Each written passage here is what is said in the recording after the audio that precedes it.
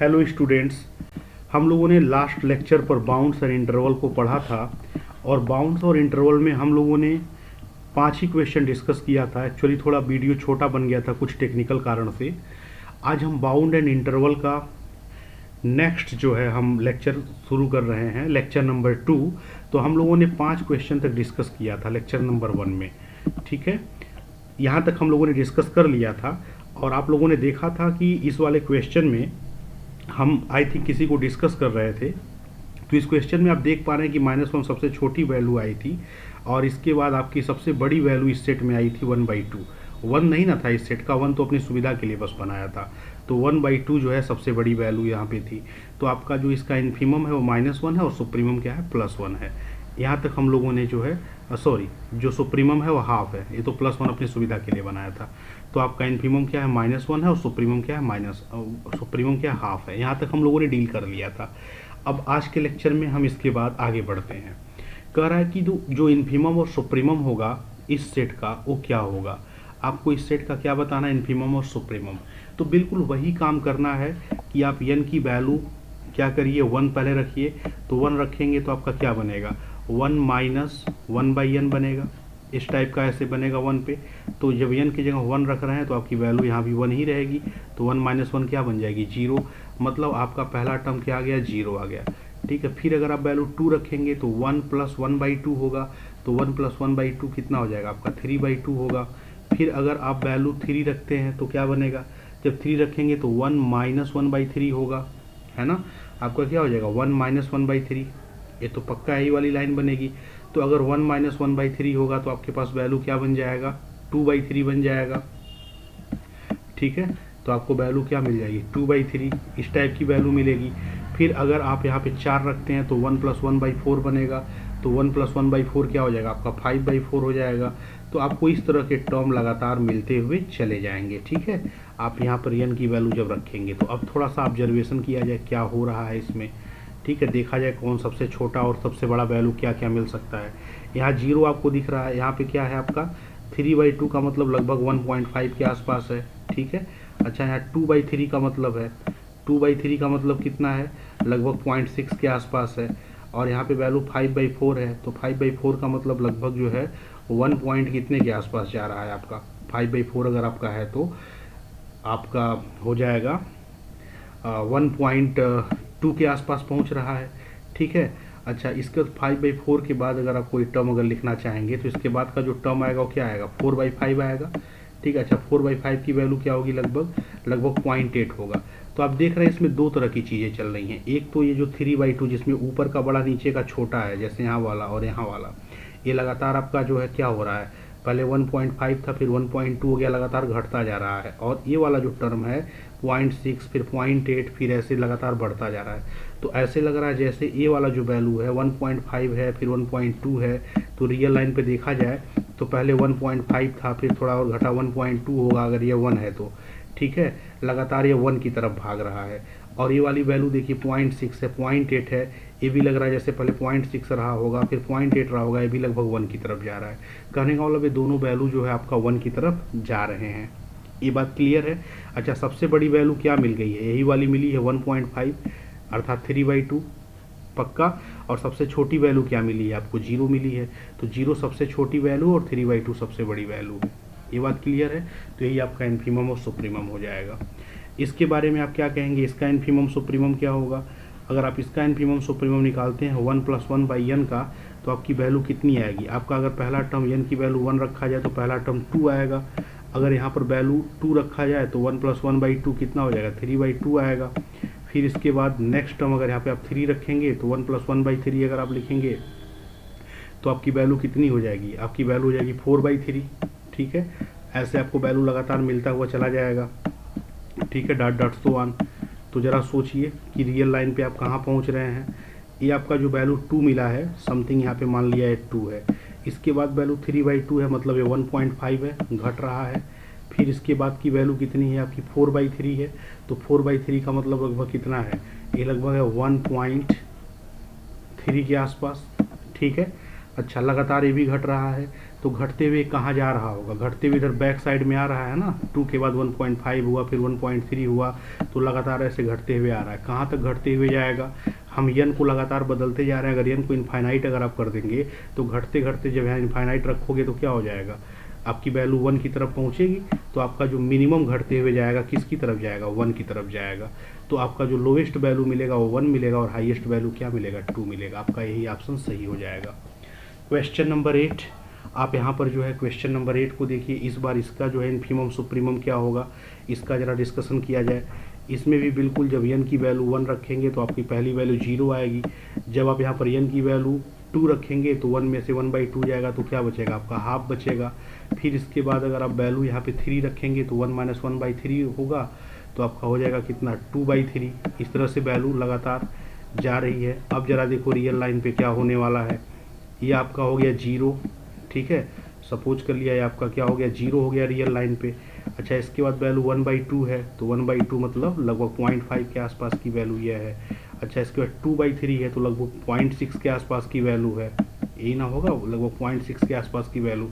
तो लगातार ये बढ़ते जा रहा है। तो बढ़ते हुए कहाँ तक जा सकता है, जैसे जैसे आप यहाँ पे वैल्यू रखते जाएंगे बढ़ते हुए जाएगा। कहाँ तक जा सकता है, आप यहाँ पर जो है लिमिट लगा दीजिए ओवरऑल में, n टेंड्स टू इनफाइनाइट, तो ये वैल्यू 0 हो जाएगी, आपका 1 बनेगा। बढ़ते बढ़ते आपका बहुत जाएगा तो 1 तक जाएगा। तो आपका जो सबसे छोटा वैल्यू 0 और जो सबसे बड़ी वैल्यू आएगी वो कितनी आएगी, 1 आएगी। तो आपका यहाँ पर 0 और 1 वाला ऑप्शन क्या हो जाएगा, करेक्ट हो जाएगा। ठीक है, क्वेश्चन नंबर 9 देखिए। कह रहा है कि which of the following is incorrect, कह रहा है इसमें से कौन सा इनकरेक्ट है।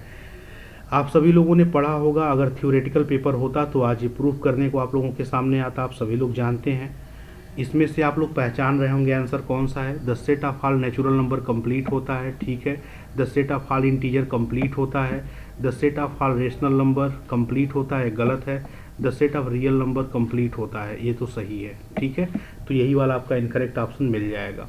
क्वेश्चन नंबर 10 देखिए। कह रहा कि अगर ए और बी दो बाउंडेड सबसेट्स हैं आर की, ए और बी क्या हैं, दो बाउंडेड सबसेट्स हैं। किसके बाउंडेड सबसेट्स हैं, रियल नंबर के, रियल लाइन के। और ए जो है बी के अंदर कंटेन कर रहा है, मतलब ए जो है ये बी से छोटा है, मतलब बी के अंदर पूरा पूरा कंटेन है। तो जब आप इस वाले सेट का सुप्रीमम निकालेंगे और इस वाले सेट का सुप्रीमम निकालेंगे तो दोनों के सुप्रीमम में क्या रिलेशन होता है। आप लोगों ने पढ़ा होगा कि अगर ए बी के अंदर कंटेन है तो ए का जो सुप्रीमम होता है वो हमेशा बी के सुप्रीमम से छोटा या बराबर होता है, ठीक है। ये वाला ऑप्शन आपका रॉन्ग होता है। इनफिनिमम वाला भी रॉन्ग होता है। इनफिनिमम के केस में अगर ए बी के अंदर कंटेन होता है और अगर इनफिनिमम की बात की जाए तो जो इनफिनिमम ऑफ ए होता है ये रिवर्स साइन बन जाता है, मतलब ये ग्रेटर देन अगर रहता तब ये सही हो जाता। यहाँ पे ये गलत है, ठीक है, नन ऑफ दीज तो गलत है ही। क्वेश्चन नंबर 11 देखिए। Every infinite bounded subset of R has a limit point. आप जानते हैं कि बड़ा फेमस स्टेटमेंट है बोल्जानो-विस्ट्रास का। बोल्जानो-विस्ट्रास थ्योरम क्या कहता है, every infinite bounded subset of R, अगर आर का कोई भी इनफाइनाइट और बाउंडेड सबसेट है ना तो पक्का उसके पास लिमिट पॉइंट होगा। ये किसने कहा था, बोल्जानो-विस्ट्रास ने कहा था। फिर कह रहा है कि ये set can have supremum if exist, अगर किसी सेट का सुप्रीमम एग्जिस्ट करता है तो कितना हो सकता है, क्या एक से ज़्यादा सुप्रीमम हो सकता है, एट मोस्ट 1 हो सकता है, ज़्यादा से ज़्यादा 1 होगा, या एटलीस्ट 1 होगा, या एग्जैक्टली 1 होगा। देखिए आप लोगों ने पढ़ा होगा थ्योरम और प्रूफ भी किया होगा कि किसी भी सेट का इनफिनिमम हो चाहे सुप्रीमम हो, अगर एग्जिस्ट करता है ना तो हमेशा कितना होता है, यूनिक होता है। आप लोगों ने थ्योरम किया होगा कि अगर इनफिनिमम या सुप्रीमम एग्जिस्ट करता है तो हमेशा यूनिक होता है, मतलब अगर एग्जिस्ट कर रहा है तो सुप्रीमम पक्का क्या होगा, यूनिक होगा। अगर यहाँ इनफिनिमम भी देता तो भी आंसर क्या होता आपका, एग्जैक्टली 1 आता। क्वेश्चन नंबर 13 कह रहा है कि कोई सेट बाउंडेड कब होता है। ये बाउंडेड सेट की डेफिनेशन की बात कर रहा है, जस्ट बस केवल डेफिनेशन आपसे जानना चाह रहा है कि कोई सेट बाउंडेड कब होता है। कोई भी सेट बाउंडेड तब होता है अगर वो बाउंडेड बिलो भी हो और बाउंडेड एबव भी हो। आप जानते हैं तो both bounded above and bounded below, ये ऑप्शन आपका सही हो जाएगा। ये ऑप्शन क्यों गलत होगा, कह रहा है इधर bounded above or bounded below, गलत है ये बात। फिर कह रहा है कि फाइनाइट नंबर ऑफ पॉइंट रख लेगा, फाइनाइट नंबर ऑफ पॉइंट रख लेगा तो बाउंडेड हो जाएगा। देखिए यहाँ इफ एंड ओनली इफ लगा है तो दोनों साइड से बातें होनी चाहिए। क्या कोई सेट बाउंडेड है तो क्या हमेशा फाइनाइट नंबर ऑफ पॉइंट ही रखेगा, जरूरी नहीं है, लेकिन फाइनाइट नंबर ऑफ पॉइंट रखेगा तो बाउंडेड हो जाएगा। इफ एंड ओनली इफ में दोनों साइड से होल्ड नहीं कर रहा है यहाँ पे, यहाँ से क्योंकि अगर कोई सेट बाउंडेड है, जैसे 1/n ही आपका ये जो सेट था ये बाउंडेड था, लेकिन इसमें कितने पॉइंट थे, n belongs to natural number, इसमें इनफाइनाइट पॉइंट थे लेकिन ये बाउंडेड था। तो बाउंडेड हो जाने से ज़रूरी नहीं कि इसके अंदर पॉइंट फाइनाइट होंगे। जैसे एग्जांपल देखिए, बाउंडेड है लेकिन पॉइंट कितने हैं, इनफाइनाइट हैं। तो इसीलिए बाउंडेड से finite number of point imply नहीं हो पाएगा, और यहाँ इफ एंड ओनली इफ लगा, इसीलिए वाला ऑप्शन गलत है। तो हम बस ये बता रहे हैं ऑप्शन गलत क्यों है। सही ऑप्शन तो आप लोग पहले बार में ही समझ गए हैं कि जब कोई सेट बाउंडेड होता है तो बाउंडेड एबव भी होता है और बाउंडेड बिलो भी होता है। आपका क्वेश्चन नंबर 14 यह है, आपको सेलेक्ट करना है करेक्ट स्टेटमेंट। कह रहा है द सुप्रीमम एंड इन्फीमम, आप एक the supremum and infimum if exist they are always member of a set. कह रहा है अगर सुप्रीमम और इन्फीमम किसी सेट का एग्जिस्ट करे तो क्या वो हमेशा सेट का मेंबर होता है। ये तो आपने पढ़ा है, ऐसा नहीं होता है। जैसे यही वाला एग्जांपल देख लीजिए, 1/n वाला, 1/n में ही आपने अभी अभी देखा है कि n belongs to natural number है, तो इसका जो आपका इन्फीमम आया था सबसे छोटी वैल्यू वो 0 आई थी, जबकि 0 इस सेट के अंदर नहीं था। तो आपने देखा था कि 0 जो है इसके अंदर नहीं है, जबकि इसका इन्फीमम है। समझ रहे हैं ना। तो जो सुप्रीमम और इन्फीमम होता है ये जरूरी नहीं होता है सेट का मेंबर है। और आपको एग्जांपल बता दें, जैसे आप एक एग्जांपल ये ले लीजिए, मान लिया हमने ओपन इंटरवल ए बी ले लिया, ठीक। अब आप जानते हो कि ओपन इंटरवल ए बी को अगर आप रियल लाइन पे बनाओगे तो समथिंग ऐसा बनेगा ना, ये आपका ए होगा, ये आपका बी होगा।